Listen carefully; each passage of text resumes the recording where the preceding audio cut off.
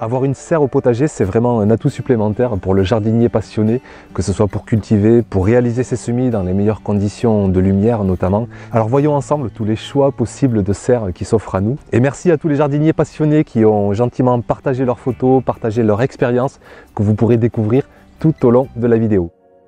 Au potager, j'ai une serre en polycarbonate alvéolaire. On appelle ça aussi du polycarbonate double. En fait, vous avez deux couches de polycarbonate et entre ces deux couches, une fine couche d'air, ce qui fait que c'est un matériau bien isolant. Vous avez différentes épaisseurs, du 4 mm, c'est ce que j'ai dans ma serre. C'est une serre à vrai dire presque premier prix. Je l'ai quand même payé 600 € à l'époque. Regardez la serre de Guy par exemple, c'est du polycarbonate 10 mm au lieu de 4 mm. Et croyez-moi, c'est bien plus solide, bien plus rigide, c'est bien plus isolant aussi. Mais c'est aussi un tout autre prix. Plutôt que 600 €, ça va être 4 fois ce prix-là. Merci à Chris qui nous partage aussi sa belle serre toujours pareil, en polycarbonate alvéolaire. Merci aussi à Gilles qui nous montre la sienne avec une serre en polycarbonate de 6 mètres carrés. Plus vous souhaitez une serre assez grande, mieux ce sera d'investir dans du matériel assez solide et peut-être dans une épaisseur de polycarbonate plus conséquente. Presque aussi transparent que le verre, cette fois-ci vous avez une simple couche, ce qui veut dire que c'est un matériau qui est moins isolant. Regardez cette serre par exemple, c'est un compromis entre des parois en polycarbonate simple et le toit qui lui est en polycarbonate alvéolaire.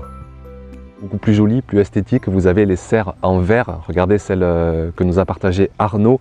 C'est vrai que c'est très joli, on voit à travers la serre. Ces serres néanmoins ont de gros désavantages. Déjà, elles sont très fragiles. Un orage de grêle et vous pouvez avoir votre serre cassée de toutes parts. Il vous faut investir alors dans du verre trempé, mais là c'est encore plus cher, plusieurs milliers d'euros. C'est pour ces raisons que le verre n'était pas du tout adapté dans ma situation. Des enfants en bas âge, un risque que la serre se casse et une isolation insuffisante puisque moi je souhaitais avant tout avoir une serre pour les semis, donc une serre en période hivernale et donc une serre qui demande à être bien isolée. Autre matériau utilisé, les bâches plastiques, et c'est l'occasion de parler des serres tunnels. Je commence par un bel exemple, la serre de Jaco et Lily. Si vous ne connaissez pas leur chaîne, allez jeter un œil, vous avez le lien sous la vidéo. Une serre tunnel de 15 mètres carrés. Et un des gros avantages de ces serres tunnels, c'est qu'on peut les ouvrir grandement. Jaco, tout l'été, ouvre les deux extrémités de la serre entièrement, ce qui fait qu'il ne fait pas trop chaud pendant l'été. Et il peut cultiver ainsi tout l'hiver, faire ses semis tranquillement en fermant la serre, en rajoutant des voiles de protection sur ses semis et cultiver aussi tout l'été en ouvrant grandement sa serre. D'ailleurs, c'est l'occasion de parler des aérations, c'est très important. Par exemple, dans ma serre en polycarbonate, j'ai juste des petites fenêtres au toit et la porte sur un côté, ça ne suffit pas pour aérer la serre comme il faudrait pendant l'été. Il y fait trop chaud et du coup je ne peux pas me servir de la serre pendant l'été. C'est donc un gros avantage pour les serres tunnels que de pouvoir les aérer considérablement, de pouvoir pratiquement les ouvrir entièrement et en profiter toute l'année. Un autre exemple concret d'aération, la serre tunnel de Noémie. Regardez comme elle est jolie et comme elle est facilement aérée pendant l'été. Elle peut ouvrir grand de chaque côté, ce qui fait que l'air passe facilement. Autre avantage aussi, elles sont souvent peu chères, entre 100 et 200 €. Vous avez déjà une belle serre tunnel de 10 mètres carrés. Attention tout de même à la qualité de la bâche. Vous avez de 80 microns à 300 microns pour les bâches. Ce n'est pas du tout la même histoire. Regardez par exemple la serre de permaculteur. Merci aussi à lui qui nous a partagé sa serre. C'est une bâche professionnelle de 200 microns. Vous voyez comme elle a l'air bien rigide. Par contre, un des inconvénients majeurs de ces serres, ça va être l'isolation. Alors du coup, les jardiniers utilisent des systèmes ingénieux. Par exemple, regardez Vincent qui utilise un tunnel nantais à l'intérieur même de sa serre tunnel pour vraiment protéger ses semis et ses cultures du gel. Vous avez été de nombreux jardiniers d'ailleurs à partager vos serres tunnels. Gérard par exemple, une belle serre tunnel, la serre de Virginie aussi. Alors c'est un peu le bazar parce que pour l'anecdote, son abri de jardin suite à une tempête s'est envolé. Mais la serre, elle, a bien tenu pour vous dire que quand même, une serre tunnel qui est bien arrimée, c'est quand même assez solide. La serre de Martine aussi, très jolie, et on voit aussi une belle cuve de récupération d'eau de pluie. Et pour finir avec ces exemples de serre tunnel, la serre de Julien, et on voit aussi un tunnel supplémentaire de protection à l'intérieur même de la serre tunnel, toujours pareil pour protéger encore plus les semis et les cultures des éventuelles gelées. On dit souvent que pour une serre à semis, il faut avoir une superficie d'environ 1/10 de la surface cultivée. Ici par exemple j'ai 150 mètres carrés cultivés, il faudrait dans l'idéal une serre de 15 mètres carrés, mais je vous avoue qu'avec 12 mètres carrés j'ai déjà largement suffisamment de place et croyez-moi j'y vais fort avec les semis. Vous voyez la serre d'Élise, elle fait partie d'une association qui s'appelle Biodiversité. Le potager associatif est assez grand, mais avec une serre comme celle-ci de 12 mètres carrés, elle a largement assez de place pour faire tous ces semis et pour inonder le potager de jolis plants. Si vous voulez faire vos cultures, je reviens sur la serre tunnel de Jaco et Lily. Elle fait plus de 15 mètres carrés et il faut bien cette place pour faire par exemple les cultures de tomates. Et pourtant Jaco et Lily sont en Normandie. Pour vous dire aussi à quel point c'est avantageux de cultiver sous serre. Déjà vous vous protégez des intempéries, vous vous protégez de certaines maladies.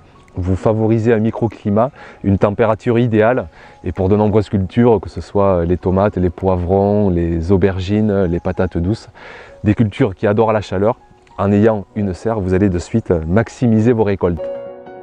J'utilise un chauffage de serre que je relie à un thermostat et ce thermostat, je le règle à 3 degrés juste pour éviter les gelées. Dans l'idéal, il faudrait le régler sur 10 voire 15 degrés, mais ça coûterait bien trop cher en électricité. Si vous avez une serre tunnel, l'isolation est moindre et ça va être très délicat de chauffer votre serre. Un chauffage ventilé va quand même aider à maintenir hors gel. Une autre solution pour chauffer vos serres, vous avez le système de couche chaude. Regardez la vidéo de Ellie, d'ailleurs je vous conseille fortement sa chaîne YouTube, Le Jardin Potager du Bonheur. Je vous mets le lien sous la vidéo. Allez jeter un œil et abonnez-vous, ça vaut vraiment le coup.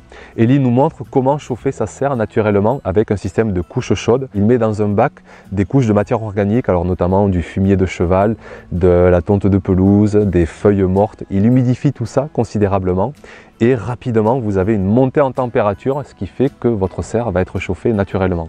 Et voilà, on est sûr que le processus de fermentation est bel et bien enclenché, d'autant plus que je n'ai pu prendre la température que dans les 15 premiers centimètres. Pour une serre polycarbonate, je vous conseille fortement de prendre ce qu'on appelle une embase. C'est un support sur lequel on va ensuite poser la serre. Et cette embase, il suffit de le fixer aux 4 coins dans des plots en béton. Ensuite, vous mettez votre serre fixée sur cette embase et là vous êtes sûr d'avoir une serre vraiment bien solide, bien arrimée. La mienne a survécu à des tempêtes de plus de 100 voire 120 km/h et elle est toujours en place. Les serres tunnels, souvent l'armature tient, elle est quand même généralement assez solide, assez rigide.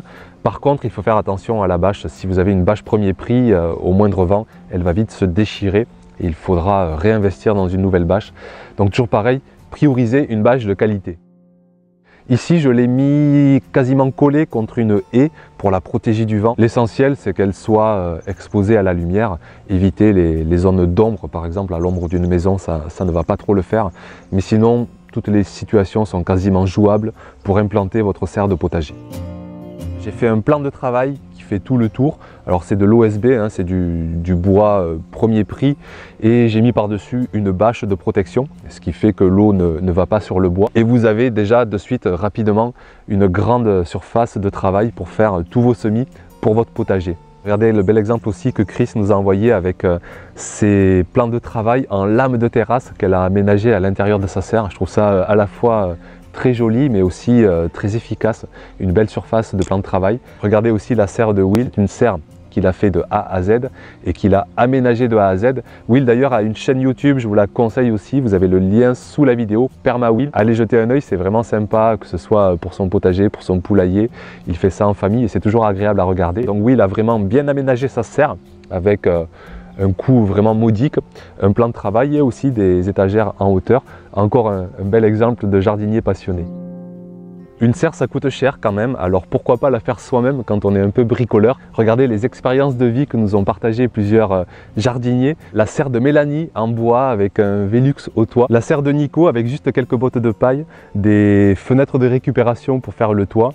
Du torchis aussi pour encore plus isoler la serre. Et Nico peut faire notamment tous ses semis à l'abri du gel. Chapeau à lui. La serre d'un autre Nico, en fait Nicolas s'est construit, regardez, une belle serre à tomates assez rigide comme serre, hein, avec des panneaux rigides. Et à l'intérieur, avant que la culture des tomates n'arrive, il s'en sert, il en profite pour installer ses semis. Très astucieux, très ingénieux, bravo Nico. Encore une autre serre en bois vraiment magnifique, celle-ci, regardez comme elle est bien construite. C'est un autre Nicolas encore qui a réalisé cette serre. La serre de Raspi aussi, un jardinier passionné. Elle est trop jolie cette serre arrondie. La serre de Gabriel enfin dans un magnifique endroit. Regardez cette photo comme elle est apaisante avec une lumière fabuleuse. si vous n'avez pas la place pour installer une grande serre dans votre potager, vous pouvez très bien aussi choisir une solution de mini-serre ou de tunnel. Mireille qui fait avec un tunnel nantais, elle met une couche chaude en bas du tunnel et elle met ses semis sur la couche chaude. Lucas, Elena, Samir nous partagent des exemples de mini-serres qu'on trouve un peu partout. Ce sont des mini-serres en étagère que vous pouvez mettre très facilement sur votre terrasse. Ces mini-serres sont assez intéressantes, elles font rapidement 1 mètre voire 2 mètres carrés si vous avez 4 étages. Vous pouvez y mettre, vous le voyez, pas mal de semis. Il faut faire quand même attention à plusieurs inconvénients. Déjà, la température peut très vite monter si vous laissez votre bâche fermée. Et au contraire, le vent peut très vite s'engouffrer si vous laissez la bâche ouverte. Ce n'est pas si simple, mais c'est une solution qui peut vraiment vous dépanner si vous souhaitez mettre vos semis en extérieur. Et vous pourrez ensuite facilement rentrer votre serre en intérieur pour toujours pareil, protéger du gel vos semis. Pour finir, je vous partage des solutions de jardiniers passionnés qui arrivent très bien à faire leurs semis sans avoir de serre. Regardez par exemple Tony qui m'envoie des photos de ses bacs en plastique qu'il a utilisés tout simplement. Il a fait quelques aérations et pour moins de 10 € le bac, eh bien, il a plusieurs petites serres qu'il sort à l'extérieur et qu'il peut rentrer le soir. Benoît, lui, il utilise carrément des boîtes à viennoiserie et il dit que ça marche vraiment très bien. Il les met à l'extérieur dehors et il peut les rentrer très facilement la journée. Estelle, qui elle fait comme de très nombreux jardiniers, elle utilise tout simplement des mini-serres qu'elle met derrière sa baie vitrée. Et enfin, je finis avec Hélène. Eh bien voilà, elle nous montre que elle, avoir des semis, c'est une priorité. Donc les semis, c'est au milieu de son salon. Elle n'a pas de serre, c'est pas grave. Ce qu'elle veut, c'est avoir des semis. Et quand on veut vraiment une chose dans la vie, on y arrive toujours.